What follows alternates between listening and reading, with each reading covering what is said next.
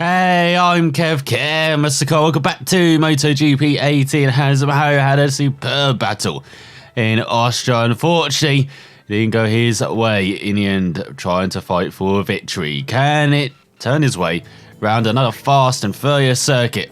Silverstone in Great Britain. So here goes Mario then for the first of 3 laps in qualifying as they head towards Copse.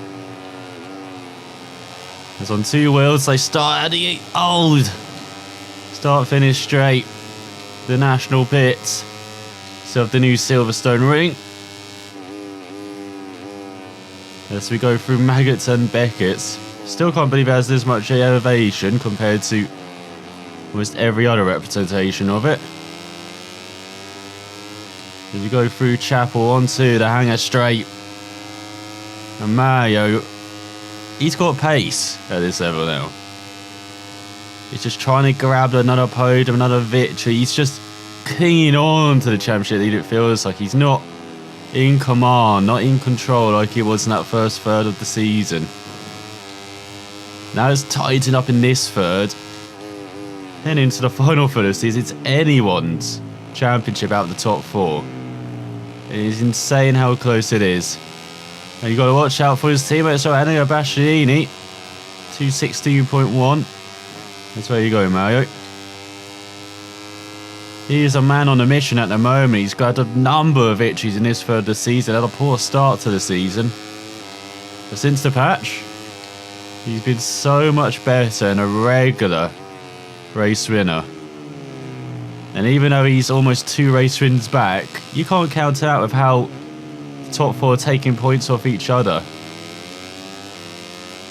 So it could be a 5-way fight for the championship.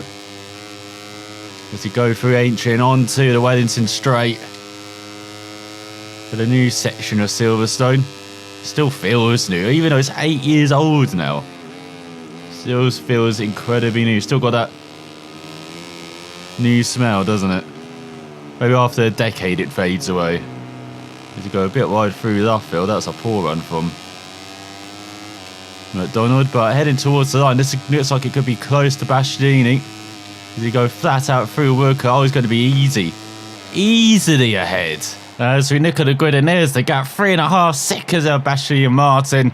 We've got Bezzecchi leading in the second round out. The top 10 is Mace, the Della Porta, Belono, but Fee on home turf in 13th. As we scroll to the final rows of the grid, you can see Fogger, the tie rider, Loy down in 27th. On the back row, it is Yurchenko and Masaki. So it's McDonald revving up at the start, waiting for the lights to go out as we get underway for 5 laps round the Silverstone circuit. And what a start from Bezzecchi. Look at that, climbing into third as all. McDonald gets punted wide by Dijan Antonio. Has to go very wide through. Carlson actually takes the lead back from Bezzecchi. As we go through Maggot, and oh, look at the bumps here. And Beckett, so we're almost trying to get out there. As we go through Chapel and onto the hangar straight, you can see, here comes the Grassinis, here comes Bezzecchi's, the Italians even. As it's DJ Antonio v McDonald into Stowe. DJ Antonio gives the space. We've got Bastianini up to 3rd ahead of Bezzecchi. And look at Martin up to 4th now ahead of the Italian after battling for the lead at the start of the Anchor Straight. He's now down to 5th. And so he goes a bit wide and Bastianini to the back of his teammate. Gouvel and Club. So DJ Antonio leads. With Martin behind, but here comes McDonald with the slipstream. Into Abbey, takes back that lead. We've got Ramirez battling with his fellow countryman for the top 10. He's just about winning that battle. He's got Mino into the points. They have Ottel. Don't expect the German to be just battling for a point. Coming back to being in the top 10. They go through the loop and in through Aintree. And on to the Wellington Straight. Jan Antonio's got some slipstream. So does Martin, Cascini, Bezzecchi. You name it. It's a grateful book. It's on Bastianini with the forceful move And look at Rodrigo joining in the top 5. Spador goes slightly wide. Martin sneaks by like a ninja in the night into 3rd. As we go on to the 2nd lap, the Gresini versus Leopard once again. It's Di Gianantonio v Bezzecchi v Martin in front. And here comes McDonald through Copse. As they head towards Maggots and Beckett's once again. It's 3 wide. How have they all survived? You can see McDonald trying to angle his bike. Best for the next run onto the Wellington Straight. Oh, Hangar Straight, should I say. We're getting our straights confused. We don't know where we are on the circuit now after that battling. Got Canet in 5th, McDonald with a poor run though. Rodrigo's battling with Antonelli for 6th now.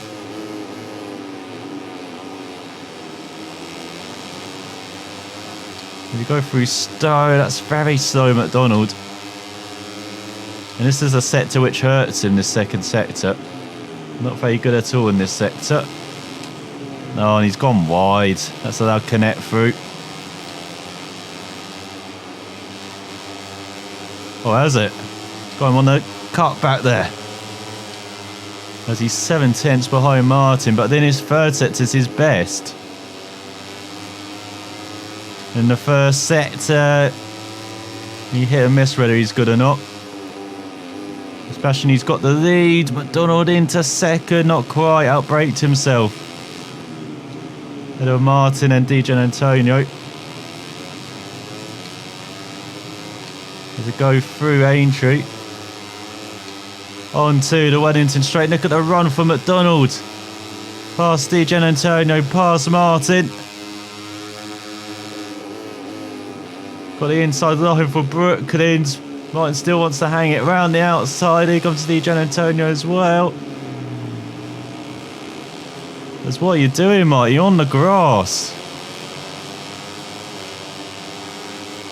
As we go through Woodcote, it's very close for 3rd. Bashini leads. McDonald does take back that final spot on the rostrum. Goes very tight into Copse though. It looks like he's held on to 3rd behind Di Gianantonio. Now can he set up the run through Maggots and Beckett's for the Hangar Straight? On this 3rd lap. Oh, he's got a superb run. Forced wide by Di Gianantonio though. Well, he's right in the slipstream of the Italian. He can make this a Leopard 1-2 once again. As you've got Nurdin into the top 20. Arenas battling with Ramirez.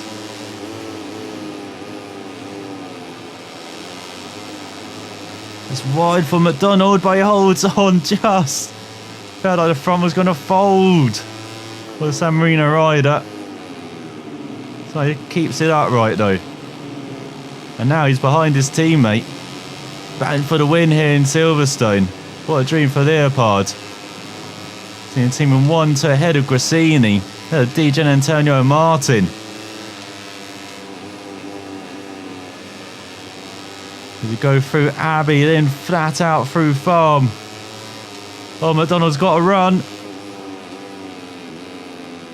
Oh, but sticks behind his teammate. Okay. At the halfway mark of this race, we thought we'd see a change of lead.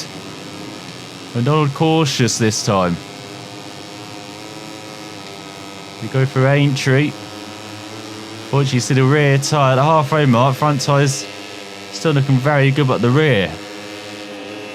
Got to watch out for that in the second half of this race. As Canet's up to 3rd now ahead of Di Gianantonio. What's happening to the Gresini riders? They're dropping back. McDonald doesn't mind being in 2nd behind his teammate because his teammate's still way back in the championship. He's ahead of his main rivals as he does a 209.3, half a second behind his teammate. That is the fastest out of the race. Getting on to this penultimate lap. Who's going to win this? Who's going to be on the podium? Got Martin Canet back there like old times behind. Got Alonso Lopez into the points as well. The Estrella Galicia boys Got the fighting gloves on.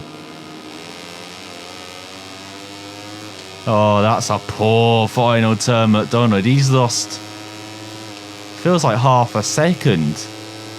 Because he's not getting that slipstream either. That would have gained another couple of tenths.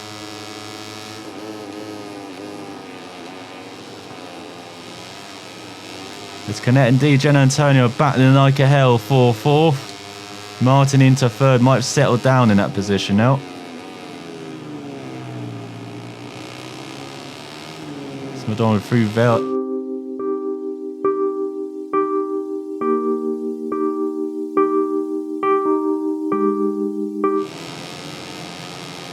Get going again. Just tried to get on the power and the rear just let go. That rear tyre's worse than it shows. And now he's battling with Rodrigo, with Bezzecchi. Battling for a top 5. So he gets quickly past Bezzecchi. Italian wants to fight back though. And try and clip McDonald round, it looks like. Don't having none of it. But he goes wide. And gets to run through Aintree. As is it Antonelli in front. Running out of the top 5 at the moment. Holding off Bezzecchi, very aggressive, the Italian. At the moment, smells blood. Smells a weakened McDonald. You've got Della Porter up to 8th, ahead of Rodrigo. So it's going to be a Leopard win in it.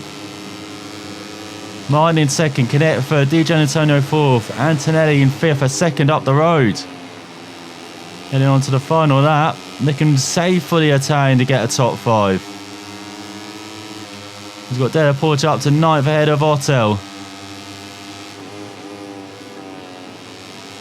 Oh, we've got to push like a hell though. Just final lap to grab a top 5 here. Looking so safe for it. Looking safe for second. For maybe a battle for the win. Just a lap ago. And this middle third of the season has been very tough on McDonald after a breeze the first third.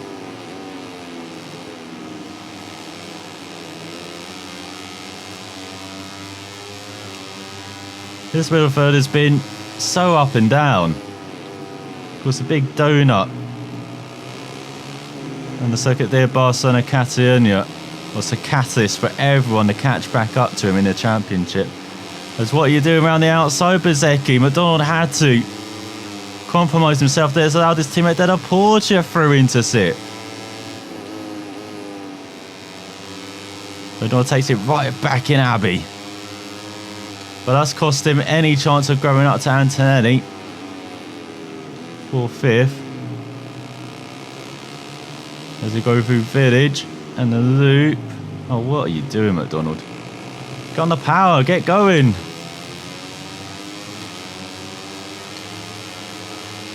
That rear tyre is awful. Absolutely terrible. Look at that. Della Porter can just breeze by his teammate.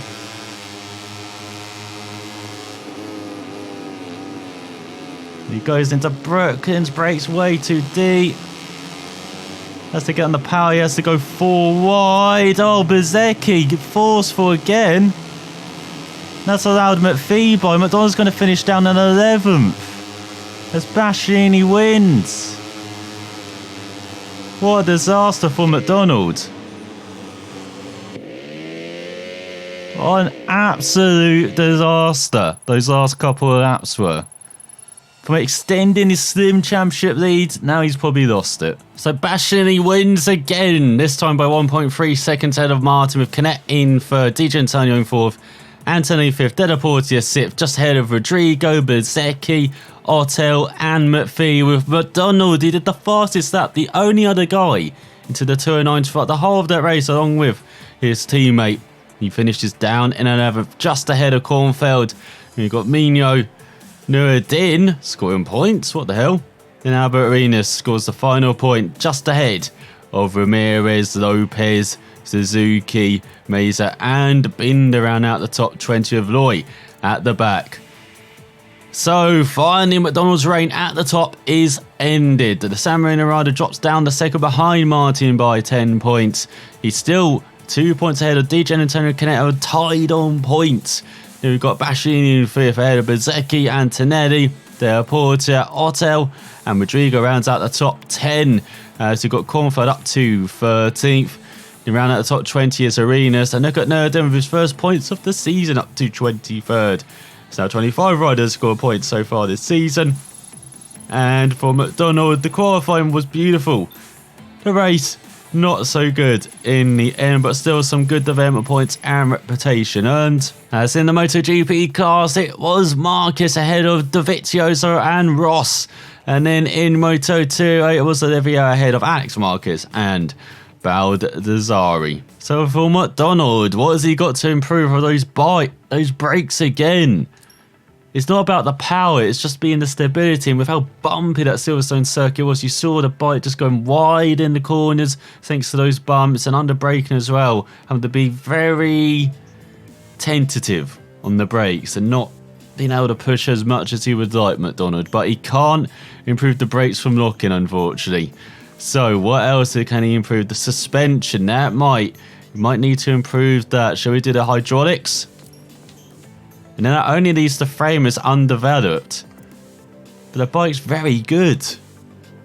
Going into the corners, going out, it feels with the lean. So we head into the final third of the season. Well, 7 races to go.